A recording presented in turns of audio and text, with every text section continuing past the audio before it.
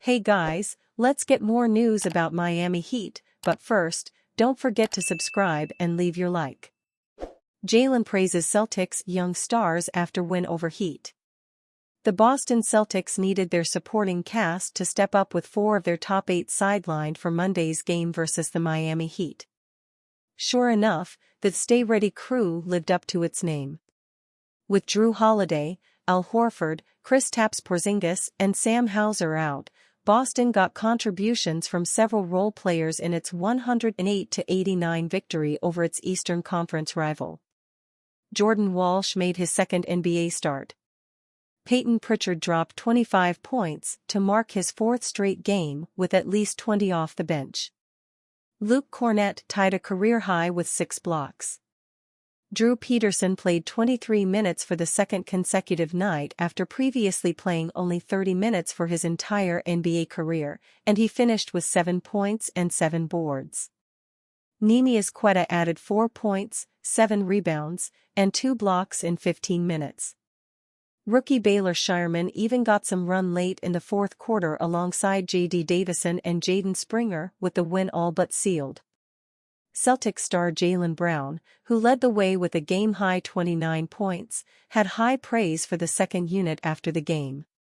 "We've got some young stars," Brown told NBC Sports Boston's Abby Chin.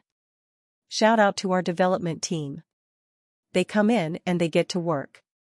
They listen to our coaching staff and they're getting better and better. They're ready when their number is called. You never know, guys are injured, guys are out. They step in and fit right in, so shout out to them." Jordan, Drew Peterson, JD, even Neemias Queta, at times has been excellent, so shout out to those guys. Many considered the Celtics bench a weakness early last season, but it's clear that depth has become one of the reigning champions' biggest strengths. Second-unit standouts like Pritchard, Hauser, Cornett, and Tillman helped Boston en route to Banner 18, and now it looks like Peterson, Queta, and Walsh could have bigger roles on the quest for a repeat. As for Brown, the 2024 NBA Finals MVP missed Sunday's loss to the Cleveland Cavaliers due to an illness, but he was happy to feel more like himself and lead his team to a bounce-back win on Monday. "Can't lose 2 in a row," he said. "I'm not feeling my best, but just want to come out there for my team and just help us get a win. A back-to-back can be tough, so wanted to make sure we came out with the right energy." Joe Mazzulla explains why he doesn't tell Celtics players if they are going to play in advance. A fair few head coaches in the NBA like to give their bench players a heads up if they're going to play more in a particular game, but Joe Mazzulla isn't part of that group. In his press conference after the Boston Celtics beat the Miami Heat 108-89 at TD Garden on Monday, Mazzulla was asked why he had opted for that approach. "I just feel like if you give a guy an idea if he's going to or not going to, it changes his preparation on a daily basis," Mazzulla said. "I want our guys to come into the arena every day thinking that their process is important towards winning. They have to be ready to go, and they got to treat every single game as if they are going to impact winning," Mazzulla continued. "By not telling them, it allows them to treat every single day as if it's the most important day, and they do a great job of embracing that. But it's important because there's just a lot of unpredictability over the course of the season," Mazzulla added. "You gotta be ready to go at any time. If you're only ready to go because you know you're going to play, then that doesn't really help your process. That's pretty sound logic." Mazzulla wants all his players to be consistent with their processes, and it ensures that when they unexpectedly get an opportunity, they are up for the challenge. The Celtics were missing some key players for their last 2 games against the Heat and the Cleveland Cavaliers. Jrue Holiday, Al Horford, and Kristaps Porzingis were out against the Heat while Jaylen Brown and Derek White didn't play against the Cavaliers. Despite that, the Celtics nearly won both teams, only losing in Cleveland due to a 4th-quarter collapse. Mazzulla had someone like sophomore forward Drew Peterson play over 24 minutes in both those games. Peterson had played about 30 minutes in total in his NBA career prior to these games, but was ready to go when called upon. While I'm sure some would point to potential downsides to Mazzulla's approach, you can't argue with the results. He has a ridiculous 138-47 record since he took over as head coach of the Celtics before the 2022-23 season and won the title last season as well. Mazzulla's Celtics are in a good position to repeat too, as they are currently second in the Eastern Conference with a 17-4 record. They have won 8 of their last 9 games, with the only loss in that time coming against the 19-3 Cavaliers. Mazzulla has the Celtics team firing on all cylinders, and I give them a very good chance at becoming the first team to successfully defend the title since the Golden State Warriors did it in 2017 and 2018. The 36-year-old won't be looking that far into the future, though. Mazzulla's focus would be on winning the next game, and the Celtics will take on the Detroit Pistons at TD Garden on Wednesday at 7:30 p.m. Eastern Time.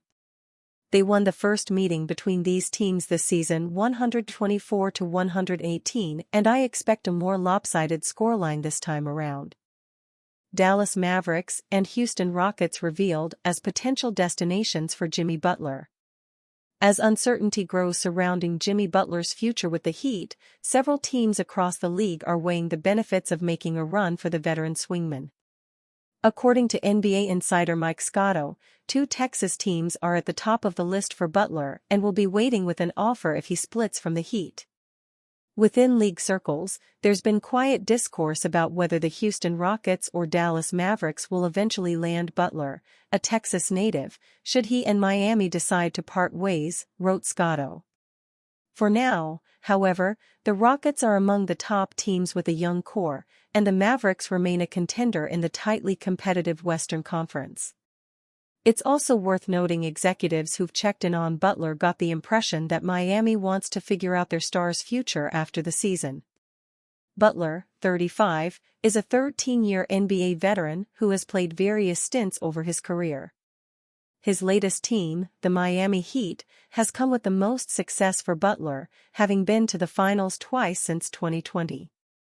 For his career, he is averaging 18.4 points, 5.3 rebounds, and 4.3 assists per game on 47.1% shooting. As one of the top two-way players in the game and an intense competitor, Butler is a favorite among the fans, and he's been viewed as the perfect star to lead the franchise's legendary Heat culture.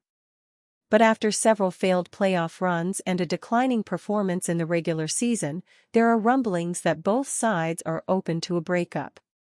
With a $52.4 million player option for the 2025-26 campaign, Butler can opt out and become a free agent as early as July, but the Heat could trade him sooner if they believe that he's likely to leave. In Texas, the Dallas Mavericks and Houston Rockets are often at odds, but they both have a major interest in Butler, a two-way veteran forward who will drastically raise their ceiling. In the case of the Mavericks, Butler's defensive versatility will fill an especially big need for the Mavericks, and with Luka Doncic as his teammate, there would be enough spacing to get him some clean looks around the basket. If you add Kyrie Irving and Klay Thompson to the equation, the Mavericks suddenly look like the most dangerous team in the West. The Houston Rockets aren't quite as stacked as the Mavericks, but they are currently second in the West at 15-6. As winners of 8 in their last 10 games, the Rockets are very much on an upward trajectory, and adding a proven veteran like Butler would only enhance their young and versatile roster. And you, fan? What do you think of the situation of Jimmy Butler? Leave your opinion in the comments.